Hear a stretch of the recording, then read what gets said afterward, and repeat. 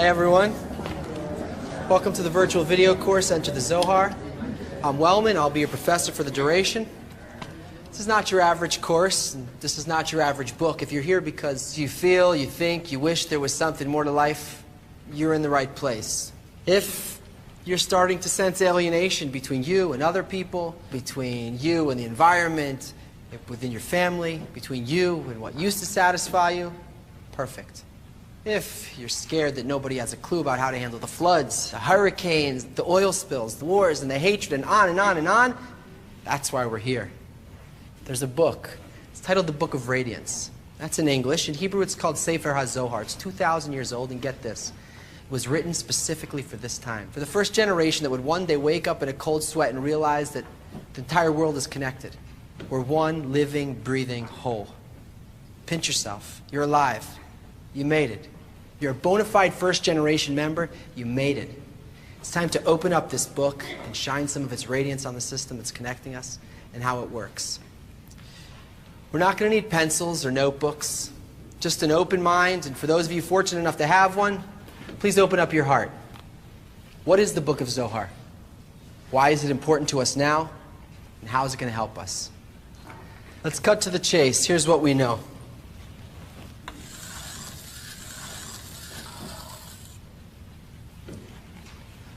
For centuries, the Zohar has been considered to be the most important, powerful book of Western mysticism, said to hold the secrets of the universe and all of the heavenly realms. Mapping the worlds of angels, demons, and celestial beings, it's filled with fantastical parables, odd references, and strange stories extracted from the Torah and the Bible, in which it comments, pointing to a hidden code, which if properly understood unlocks the secrets of life itself. Yes, a very mysterious work indeed, sure. Because it's mysterious, it's raised suspicions in some who are afraid its content and purpose are far more nefarious. It's the world's first occult conspiracy, a dark Kabbalah. Hidden instructions on how to control the world, a source of power to the secret societies, the Masons, the Jews, the Vatican, who manipulate political, economic, and social structures, seducing the masses with childish biblical fantasies in order to enslave us so they can keep their royal lifestyles intact and prevent us from accessing the meaning and purpose of life. So, to some it's a sacred mystical force beyond understanding to be respected and revered, and to others it's a not so understood power to be used by some for their own deepest, darkest aims. They're both right.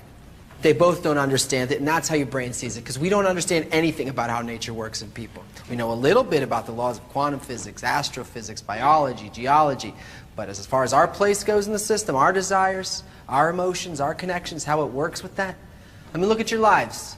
Look at the world. I don't think so. But both are right to believe it contains something great about the purpose and meaning of our lives, and it's hidden from us. So let's just put all of our assumptions and fears on hold, and let's start from there. Okay, so why Bible stories? And why are those writings the most ingrained cultural influence of the last 3,500 years? The source of the major Western religions, you know, each one thinks the other two have it wrong. Why are most of the world's laws and moral codes built around it? How come following them hasn't made a world that works? I mean, if it doesn't really make sense to us, and it doesn't line up with our modern science, and it isn't working the way it's supposed to, then why does it capture our imagination with such a deep hold on these feelings of right and reverence and mystery? Why do we think it's about the truth? Because it is, but we're not. Its meaning, though it's precious and transcendent, it's hidden from us by the current state of our own nature, which, by the way, is also hidden from us. Look at it. Biblical influence is so interwoven into the fabric of our world, not depending on whether or not you believe it, not depending on whether or not you believe in God or you don't believe in God, but because its writings actually do clothe some general law of reality that interacts with our desires and our thoughts in some kind of special way. And this interplay has built and operated the human level of existence. Yeah, that's why we see it everywhere. It appears as though it's outside of us, but it's not. The Zohar is a true wonder, and perhaps the world's greatest work of, it has accurate data on physical cosmology and historical forecasts that predate events and discoveries by thousands of years.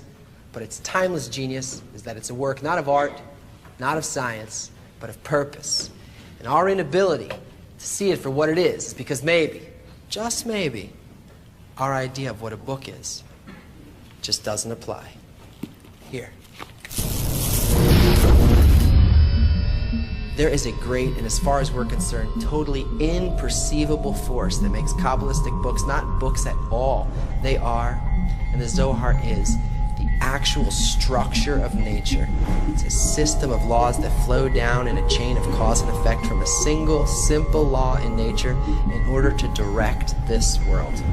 For the Kabbalists, people of the book who wrote the Zohar and the Bible on which it comments, the term book. A book refers to the ability to access the mechanism and purpose of being, a method of transforming ourselves to make our nature come into balance with the underlying nature of existence, and to penetrate that, to begin to engage in it as though we bend back the book's covers and turn the world inside out so that you and I and the cosmos and the force that connects it all are the words of the book with no covers, and there's nothing outside of the story. Right now, whether we like it or not, we're being pushed by evolutionary forces to enter an interconnected, interdependent world. This is an entirely new level of existence where we have to reach a conscious connection to nature's underlying laws.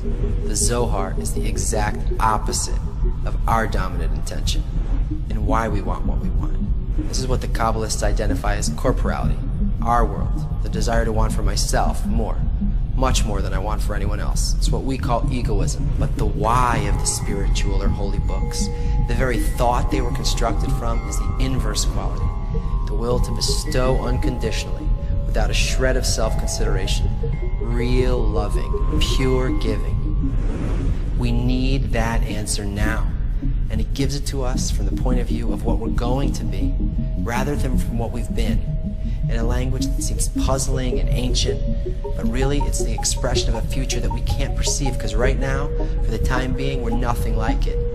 What it has to give us is meant for everyone, but you can't just jump in and read it. Its language doesn't come from the mind, and it's not made for the mind. It's made to be realized by a great desire and a passionate heart.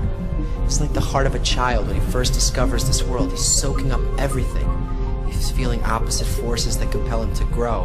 He feels hot, he feels cold, he feels light, he feels dark, pleasure and pain, a relentless desire to try again. He plays and he mimics until he reaches that balance, not in his intellect. I mean, what mind does a baby use when he learns to walk? Considering that we're inwardly opposed to it, we don't know how it works or how to live it, we need a method of growing into this beautiful but seemingly impossible future of perfection the Zohar is putting us in touch with. Yeah. Zohar equals the complete, unified system of connections governed by a single, all-encompassing law, which is opposite to my nature. Equals nothing is excluded from the system or external to it. Equals the story is life with no end. Equals demanding to be changed by the intention behind everything in the system. Equals a means of becoming inwardly identical to the single governing law of love. Equals the creation of a real world that works inside and out. Simple, right? With the spirit of high adventure, anything is. It's going to take a bit of preparation, experiencing some new perceptions, unlearning some old ones, and seeing for yourself bit by bit what's what, and that will point you to the right attitude. And once you've got that, you can enter the Zohar. And that's precisely what this video series is going to help you do. Don't worry, you're not going to need to study, but you've got to learn. Our next class will be Above Time and Space. We'll see you there when you have the desire. See you then.